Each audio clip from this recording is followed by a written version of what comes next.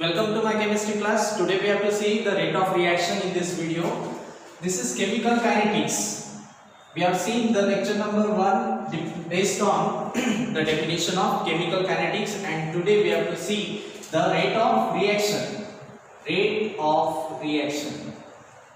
What is meant by rate of reaction? या chapter मध्ये rate of reaction समजणे खूप इम्पॉर्टंट आहे. So what is meant by rate of reaction? Let's see the definition of rate of reaction. Rate of reaction is defined as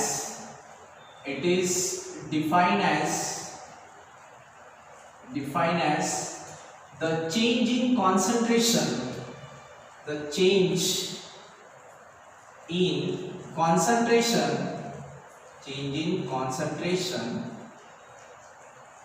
of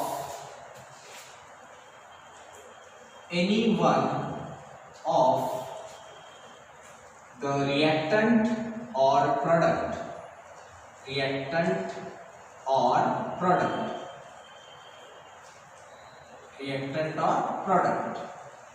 per unit time.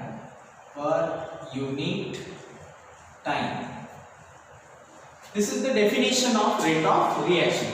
Rate of reaction की definition है, it is defined as the change in concentration of any one of the reactant or product per unit time. That means याचा जो meaning आहे तो काय आहे की change in concentration of any one of the reactant, म्हणजे एक तर reactant किंवा product चा जो change in concentration आहे तो upon unit time. So let's see by the formula. What is the formula for this? The rate of reaction. Rate of reaction is equal to change in concentration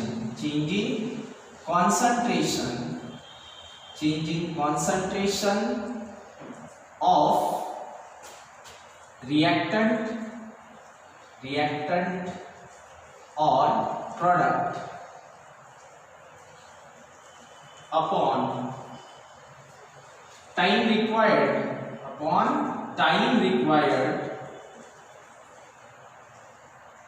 for the change.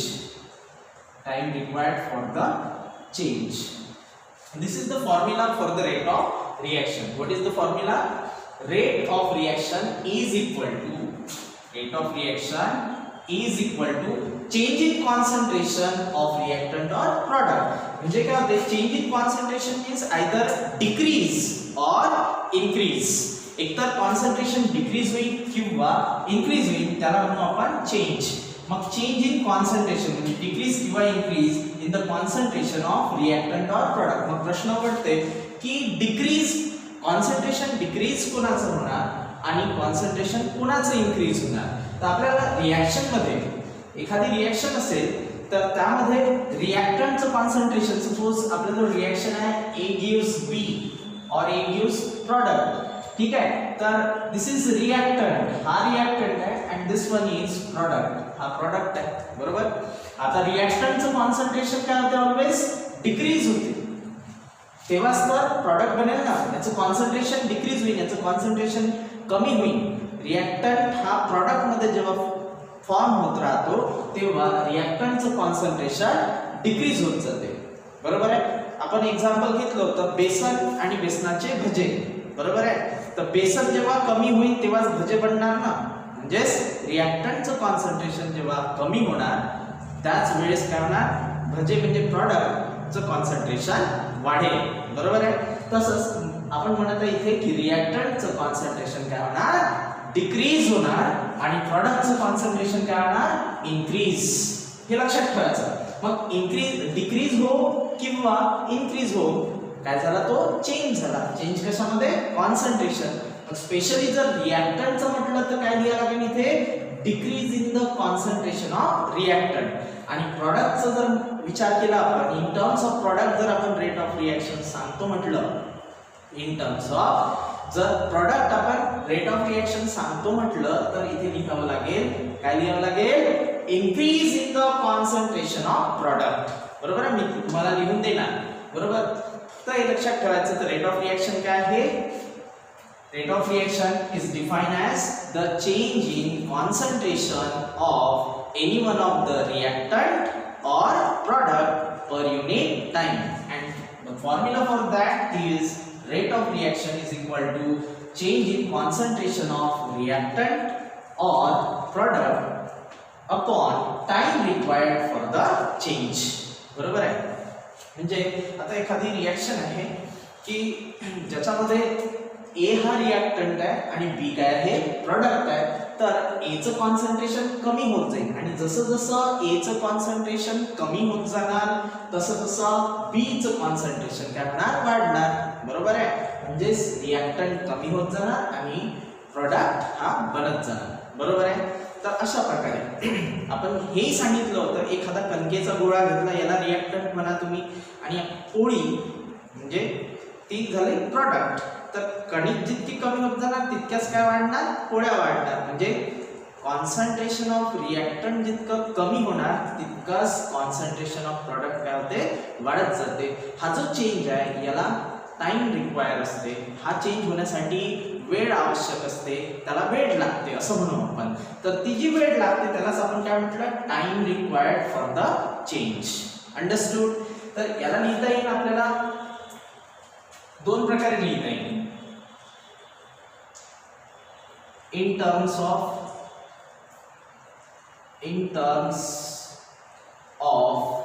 Reactant. Reactant साठी जर पाहिलं आपण specially, reactant साठी जर पाहिलं specially तर आपण काय लिहिणार? Rate of reaction, rate of reaction, rate of reaction, rate of reaction is equal to, आता चेंज नाही म्हणू शकतो रिएक्टंट साठी, आपण काय म्हणू? रिएक्टंटचं कॉन्सन्ट्रेशन नक्की काय होते? 100% काय होते? रिएक्टंटचं कॉन्सन्ट्रेशन कसं चेंज होते? डिक्रीज होते. म्हणून इथे काय लिहिणार आपण? Decrease, decrease in the concentration, decrease in the concentration, decrease in the concentration. कॉन्सन्ट्रेशनचं स्पेशल मीनिंग घ्यायचा amount, amount. Decrease in the concentration of reactant, decrease in the concentration of reactant upon time required, time required म्हणजे लागणारा वेळ, decrease होण्यासाठी लागणारा वेळ. बरोबर आहे. हे झालं इन टर्म्स ऑफ रिएक्टंट. जर समजा आपल्याला प्रॉडक्टच्या बाबतीत म्हणायचं झालं तर इथे लिहू आपण in terms of product, in terms of product हा B, in terms of product. In terms of product काय लिहू शकतो आपण? रेट ऑफ रिएक्शन काय लिहू शकतो इन टर्म्स ऑफ प्रोडक्ट? तर आपल्याला माहित आहे जर रिएक्टंटचं कॉन्सन्ट्रेशन म्हणजे रिएक्टंटचा अमाउंट डिक्रीज होते तर प्रोडक्ट बनत राहते, म्हणजे प्रोडक्टचं कॉन्सन्ट्रेशन वाढत राहते म्हणजे इन्क्रीज होते. बरोबर आहे. तर इथे काय लिहायचं आहे मग? Rate of reaction, rate of reaction, rate of reaction that is equal to concentration काय होते प्रोडक्टचं? इन्क्रीज. म्हणून इथे काय लिहित आपण? चेंजच्या ठिकाणी काय लिहित आपण? Increase. Increase in the concentration, increase in the concentration of product, increase in the concentration of product upon त्या increase ला लागणारा वेळ, टाइम रिक्वायर्ड. बरोबर. Time required. हे लक्षात आलं तुमच्या? आता आपण हे एक्झाम्पल घेऊन समजून घेऊ. त्यासाठी एक रिएक्शन कन्सिडर करू आपण. Consider a reaction, hypothetical imaginary reaction consider करू आपण. Consider a reaction, consider a reaction, consider a reaction A gives B. आपल्याला माहित आहे A काय आहे? रिएक्टंट आहे आणि B काय आहे? प्रोडक्ट आहे. वाटल्यास इथे खाली लिहून देतो रिएक्टंट, लिहायची गरज नाही पडायला पाहिजे पण तरी लक्षात राहण्यासाठी this is product. A is the reactant and B is the product. Now what happens? The concentration of A ultimately decreases and the concentration of product B increases in the course of time. म्हणजे वेळेनुसार काय होणार की रिएक्टंटचं जे amount आहे, रिएक्टंटचा जो concentration आहे ते कॉन्सन्ट्रेशन कमी कमी होत जाणार वेळेनुसार आणि कॉन्सन्ट्रेशन रिएक्टंटचं कमी होणार आणि त्यापासून काय बनणार आहे, प्रॉडक्ट बनणार आहे. तर प्रॉडक्टचं कॉन्सन्ट्रेशन हे इन्क्रीज होणार. बरोबर आहे. मग आता इथे आपल्याला रेट ऑफ रिएक्शन लिहायचा आहे. तर तो लिहिण्याच्या आधी आपल्याला हे माहित आहे की रिएक्टंटचं कॉन्सन्ट्रेशन कमी होताना रिएक्टंट काय होत जाते, डिसअपियर होत जाते, रिएक्टंट कंझ्युम होत जाते. बरोबर आहे. म्हणजे लक्ष द्या की आपण जर समजा असं म्हटलं की जे कणकेचा गोळा घेतला होता, कणकेचा गोळा हे रिएक्टंट आहे. बरोबर आहे. तर रिएक्टंटचं कॉन्सन्ट्रेशन कमी होत जाते म्हणजे त्याच्या पोळ्या बनत जाते. पण एक वेळ येते की कणकेचा गोळा हा डिसअपियर होत जाते. मग एक वेळ अशी येते की तो दिसतच नाही. कणकेचा गोळा दिसते का, तुम्ही बनवता पण नंतर खूप वेळानंतर पोळ्या बनल्यानंतर तो दिसते का, नाही दिसत. त्याचा मिनिंग असा आहे की कॉन्सन्ट्रेशन डिक्रीज झाल्यामुळे तो जो रिएक्टंट आहे तो काय आहे, डिसअपियर झाला. बरोबर आहे. डिसअपियर झाला. म्हणून तो डिसअपियर होण्याचा जो स्पीड आहे, डिसअपियर होण्याचा स्पीड म्हणजे डिसअपियर होण्याचा रेट आपल्याला इथे काढायचा आहे. तर आपण तो कसा काढणार, हाच फॉर्म्युला काढू शकतो आपण. therefore rate of disappearance, rate of disappearance त्यालाच म्हणतो आपण consumption, rate of consumption. Rate of disappearance means rate of consumption. That is equal to क्या रहना, decrease in concentration, decrease in the concentration of A, decrease in the concentration of A upon time required. बरोबर आहे. असं लिहू शकतो आपण त्याला, decrease in the concentration of A upon time. मग आता डिक्रीज म्हणजे काय होते, डिक्रीज होणे म्हणजे आपण ते डिक्रीज दाखवू शकतो निगेटिव्हने. डिक्रीज कशाने दाखवू आपण, निगेटिव्हने. केमिस्ट्रीमध्ये कोणतीही गोष्ट कमी झाली तर त्याला निगेटिव्ह साइन देता येते. ठीक आहे. तर डिक्रीज म्हणजे निगेटिव्ह आणि concentration of A delta dt of concentration of A असं लिहितो. बरोबर आहे. डेल्टा काय दाखवते, चेंज होत झाला म्हणजे आधी जो अमाउंट होता तो काय झाला, डिक्रीज म्हणजे काय झाला, चेंज. म्हणून काय लिहिला आपण, डेल्टा. आणि डेल्टा टी काय दाखवते, चेंज इन टाइम. जो डिक्रीज होण्यासाठी लागणारा टाइम आहे तोच कोण आहे, चेंज इन टाइम. म्हणून याला इथे डेल्टा लिहिला आपण. आणि हा ब्रॅकेट काय शो करते, कॉन्सन्ट्रेशन. कोणाचं कॉन्सन्ट्रेशन, ए चं. म्हणजे ए चं कॉन्सन्ट्रेशन काय झाला, decrease with change in time. म्हणून आपण इथे काय लिहिलं, रेट ऑफ डिसअपियरन्स और consumption is equal to minus of d d t of concentration of A. ब्रॅकेटला काय म्हणायचं, कॉन्सन्ट्रेशन. तर मी परत एक वेळा तुम्हाला रेट करून दाखवतो काय लिहिलेलं आहे आपण. टॉपिक तुमच्यासाठी न्यू आहे पण हळूवार लक्षात आहे. रेट ऑफ डिसअपियरन्स आपल्याला माहित आहे, रिएक्टंट डिसअपियर होते म्हणजे डिक्रीज होत जाते आणि प्रॉडक्ट काय होत जाते, इन्क्रीज होत जाते. तो अपियर होत जाते, हा अपियर होत जाते आणि हा डिसअपियर होत जाते. हे लक्षात ठेवायचं. ठीक आहे. तर तो डिसअपियर होण्याचा, कंझ्युम होण्याचा आपण रेट काढत आहे. तर रेट कसा काढतो आपण, change in concentration of A upon change in time. तर मग चेंज कशाने दाखवायचा आहे, सिम्बॉल घेतला आपण delta. Delta represent the change. बरोबर आहे. तर change in concentration upon change in time, d d t of concentration of A. आणि हे जो रेट आहे, रेट इथे कॉन्सन्ट्रेशन आपण निगेटिव्ह नाही दाखवत आहे, तर हे जे साइन आहे आपण इथे लिहिलेलं आहे. म्हणून रेट ऑफ डिसअपियरन्स और consumption is equal to minus of d d t of concentration of A. हा झाला रेट ऑफ डिसअपियरन्स. बरोबर आहे. त्यानंतर पाहू आपण rate of appearance. D rate of appearance appear कोण होत जाते, रिएक्टंट की प्रॉडक्ट, प्रॉडक्ट अपियर होत जाते. आधी पोळ्या नसते आपल्याजवळ, पण नंतर कणकेच्या गोळ्यापासून आपण पोळ्या बनवत राहतो, तर पोळ्या दिसायला लागतात. इकडे कणकेचा गोळा डिसअपियर होत जाते आणि पोळ्या अपियर होत जाते, अशा प्रकारे. तर त्या अपियर होण्याचा जो रेट आहे, अपियर होण्याचा जो स्पीड आहे ते पाहायचं आहे आपल्याला. तर rate of appearance, rate of appearance of B, B is equal to काय लिहिणार आपण, चेंज. चेंज म्हणजे काय होणार, इथे प्रॉडक्ट आहे तर increase, increase in concentration, increase in concentration of B upon change in time. इथे change in time लिहून घ्या, change in time किंवा time required लिहिलं तरी चालते आणि साधा time लिहिलं तरी चालते. इथे change in time, बरोबर आहे. काय लिहिलंय आपण इथे परत पहा, rate of appearance of B, बी चा अपियर होण्याचा रेट कसा आहे काढणार आपण, तर फॉर्म्युला आहे that is equal to change in concentration of B. मग चेंज काय होत आहे, प्रॉडक्ट आहे तर इन्क्रीज होत आहे, म्हणून आपण इथे चेंजच्या ठिकाणी इन्क्रीज दिलं.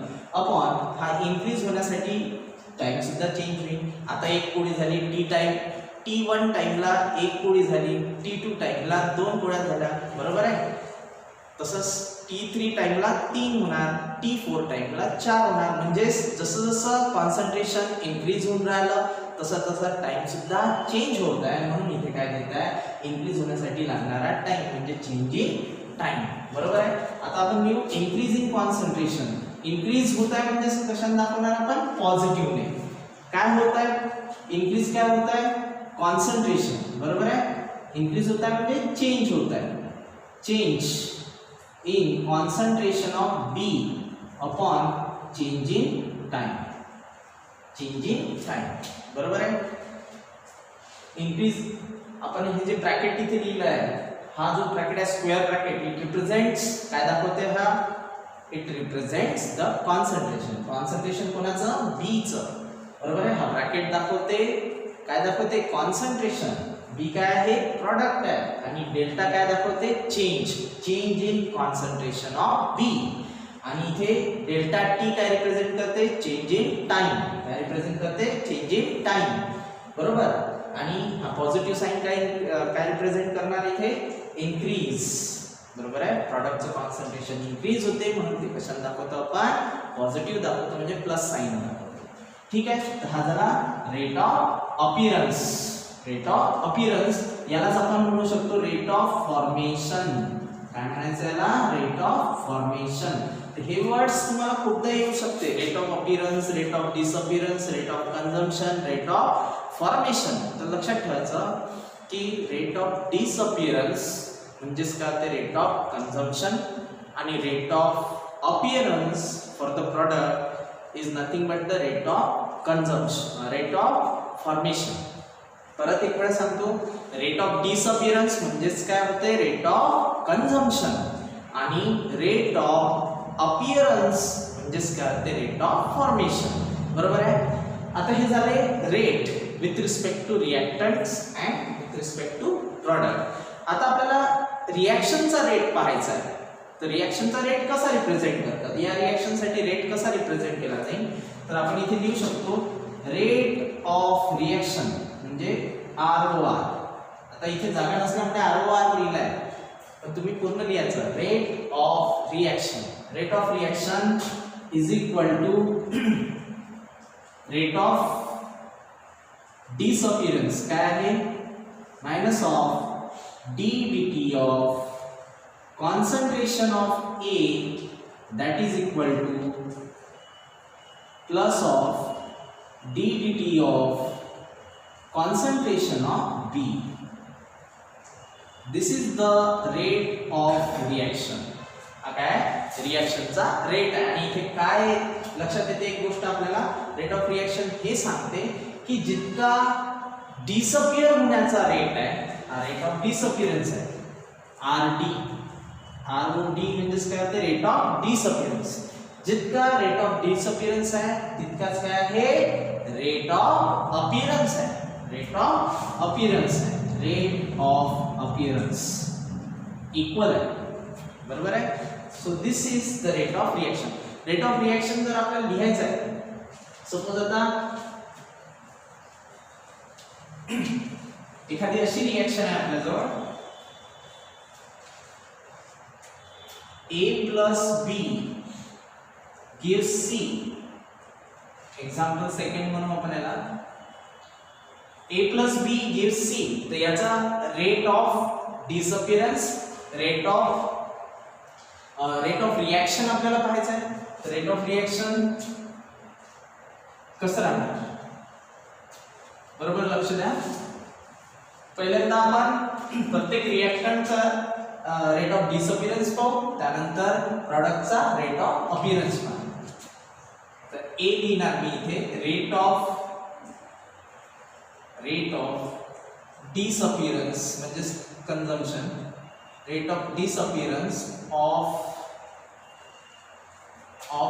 ए इज इक्वल टू काय लिहायचं, कारण हा जो टॉपिक आहे याच्यावरती न्यूमेरिकल्स असतात. 2 मार्काला न्यूमेरिकल पण विचारला जाऊ शकते, बरोबर आहे.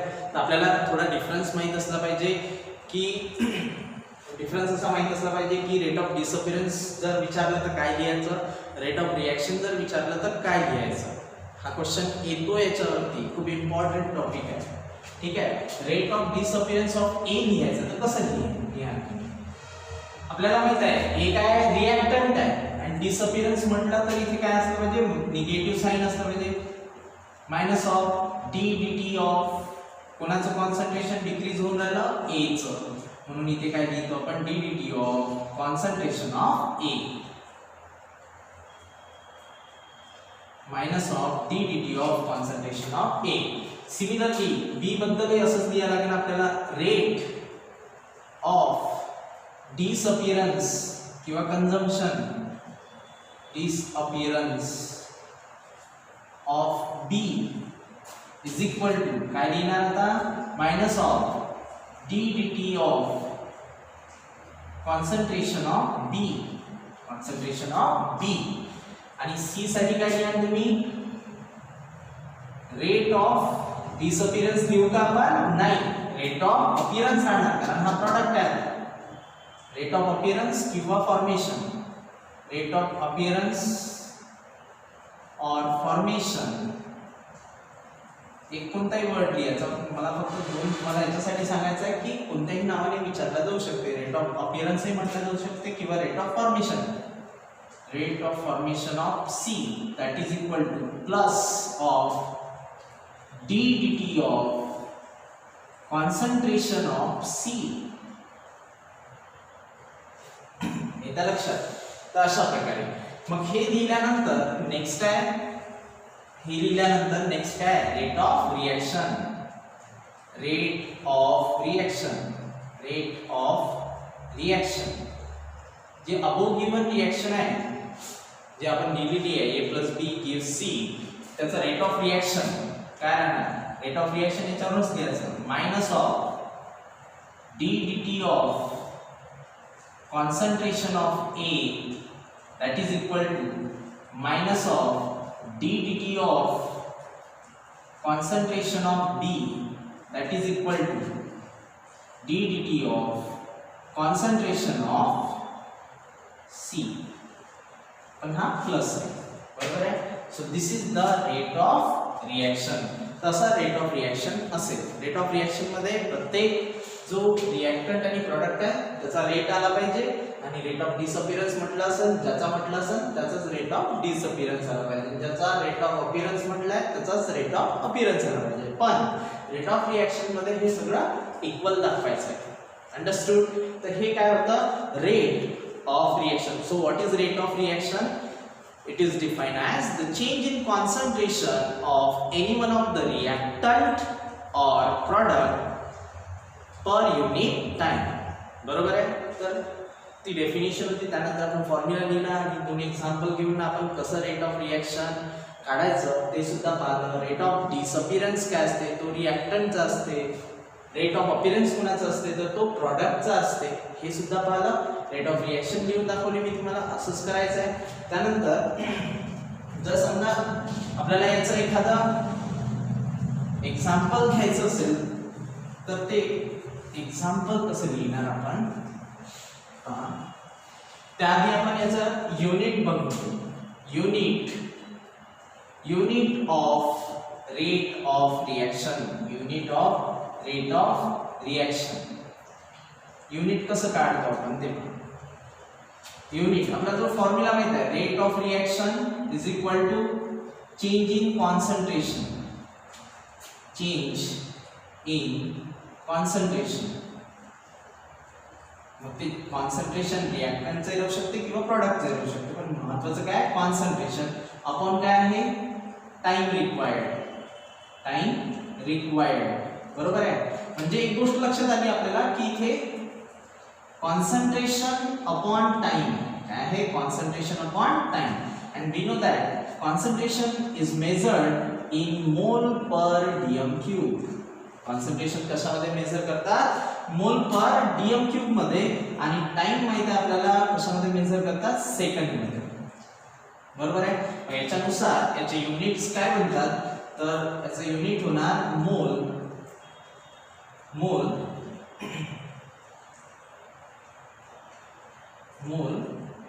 DM cube inverse second inverse. बरोबर आहे. दिस इज द युनिट. मोल dm cube inverse second inverse. Mole dm cube inverse second inverse is the unit of rate of reaction. आता इथे एखादा क्वेश्चन जो 2 मार्काला क्वेश्चन येते तो जर आपल्याला करून पाहायचा असेल तर कशा प्रकारची रिएक्शन राहणार ते आपण पाहू. इथे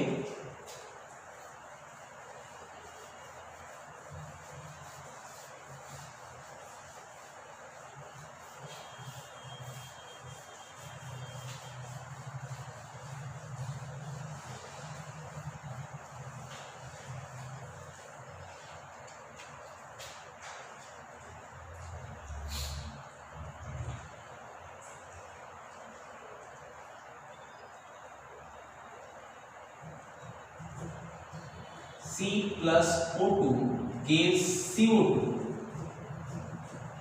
बरोबर आहे. पण हे गॅसियस असल्यामुळे थोडं वेगळं राहणार. गॅसियस जर असेल तर इथे काय ना change in pressure upon time. Concentration कोणासाठी घेतो आपण, ज्या ॲक्वस रिएक्शन आहे, ॲक्वस सबस्टन्स आहे त्याच्यासाठी आपण इथे कॉन्सन्ट्रेशन घेतो. पण अशी जर गॅससाठी जर रिएक्शन असेल, आपल्याला सिलेबसमध्ये गॅससाठी खूप कमी एक्झाम्पल आहे, म्हणजे नाहीच्या बरोबर आहे. सर्व जे चॅप्टर डिझाईन केलेलं आहे ते ॲक्वस रिएक्शनसाठी घेतलेलं आहे, त्याच्यामुळे आपण इथे चेंज इन कॉन्सन्ट्रेशन घेतो. पण जर इन केस एंट्रान्सेसमध्ये किंवा सीईटी मध्ये अशी रिएक्शन दिली आहे तर इथे तुम्ही काय लिहायला पाहिजे, चेंज इन प्रेशर. बरोबर आहे. गॅस असेल तर गॅसचं कॉन्सन्ट्रेशन आपण कशाच्या टर्म्स मध्ये घेतो, प्रेशरच्या टर्ममध्ये. बरोबर आहे. तर दुसरी एखादी रिएक्शन जर ॲक्वस रिएक्शन जर पाहिजे असेल आपल्याला तर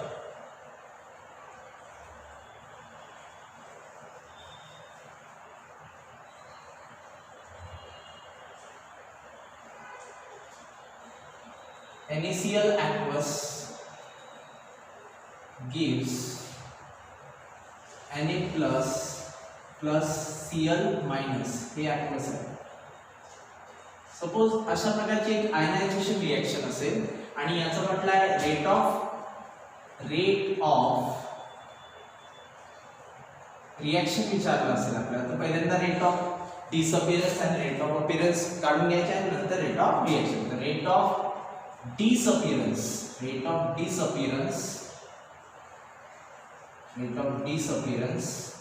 of NaCl that is equal to, आता disappearance म्हटलं तर इथे निगेटिव्ह साइन यायलाच पाहिजे. त्यानंतर ddt ऑफ, तुम्ही विचार करून पहा काय यायला पाहिजे, ddt ऑफ कोणाचं पाहता आपण डिसअपिअरन्स NaCl चं. इथे काय लिहिणार आपण ब्रॅकेट मध्ये NaCl. बरोबर आहे. हा झाला rate of disappearance of NaCl. नंतर येणार रेट ऑफ अपीअरन्स किंवा formation, rate of appearance of Na plus aqueous. तर त्यासाठी काय लिहिणार, पहिल्यांदा पाहून घ्यायचं रेट कोणता आहे, अपीयरन्सचा आहे तर पॉझिटिव्ह लिहायचं, इथे plus ddt of concentration of Na plus, बरोबर. त्यानंतर C rate of appearance, Cl चा पाहायचा, Cl मायनसचा पाहायचा आहे तर तो प्रॉडक्ट साइड आहे म्हणजे तो प्रॉडक्ट झाला. तर rate of appearance of Cl negative is equal to plus of ddt of concentration of Cl negative. आता आपल्याजवळ सगळे रेट्स आले, त्याच्यानंतर आपण ओव्हरऑल रेट लिहू शकतो. ओव्हरऑल रेट म्हणजे काय, ते रेट ऑफ रिएक्शन.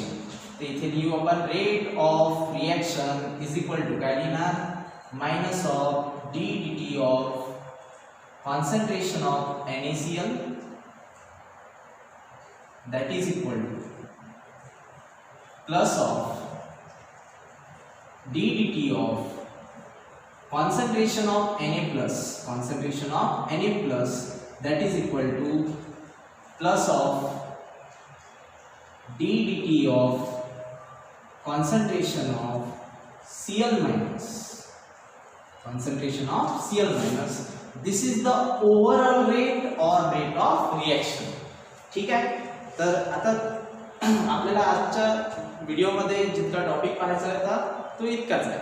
मग आता या टॉपिक मधला आपल्याला बोर्ड एक्झाम मध्ये काही विचारते का, तर यस ऑफकोर्स याच्यामध्ये विचारू शकते तुम्हाला what is rate of reaction, म्हणजे डेफिनेशन आणि 1 मार्क्स साठी अँड त्याचं युनिट डिफाइन. क्वेश्चन असा विचारला जाऊ शकते, define the rate of reaction and give it's unit. तर डेफिनेशन काय लिहाल तुम्ही, it is define as the change in concentration of any one of the reactant or product per unit time, and the unit for the rate of reaction is mole dm cube inverse second inverse.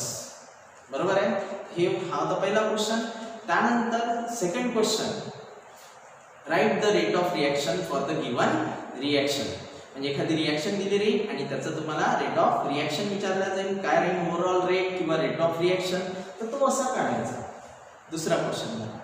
आणि तिसरा question मध्ये numerical दिल्या जातात आणि याचे concentration दिल्या जातात, त्याच्यानुसार तुम्हाला रेट ऑफ डिसअपियरन्स किंवा रेट ऑफ अपीयरन्स विचारला जाते किंवा ओव्हरऑल रेट सुद्धा विचारला जाऊ शकते. ओव्हरऑल रेट तर नाही विचारत, पण रेट ऑफ अपीयरन्स किंवा डिसअपियरन्स विचारला जाऊ शकते. तो न्यूमेरिकलचा पार्ट आहे, तो न्यूमेरिकल मध्ये आपण लर्न करू, पण बेसिक 2 क्वेश्चन याच्यावरती बनू शकतात आणि विचारल्या जाऊ शकतात. बरोबर आहे. तर अशा प्रकारे आज आपण पाहिलं rate of reaction. Rate of reaction काय असते मग, change in concentration of either reactant or product per unit time. म्हणजेच रिएक्टंटचं कमी होणारं कॉन्सन्ट्रेशन घ्यायचं, त्याला डिवाइड करायचं त्याला लागणाऱ्या वेळ. बरोबर आहे. तर जो आपल्याला आन्सर मिळाला ते काय राहिलं, रेट ऑफ रिएक्शन. बरोबर आहे. तर रेट ऑफ रिएक्टंटचा रेट डिक्रीज होत, रिएक्टंटचा रेट आपण कसा घेतो, decrease in the concentration upon time. आणि रेट ऑफ प्रॉडक्ट कसा घेतो आपण, increase in the concentration upon time. बरोबर आहे.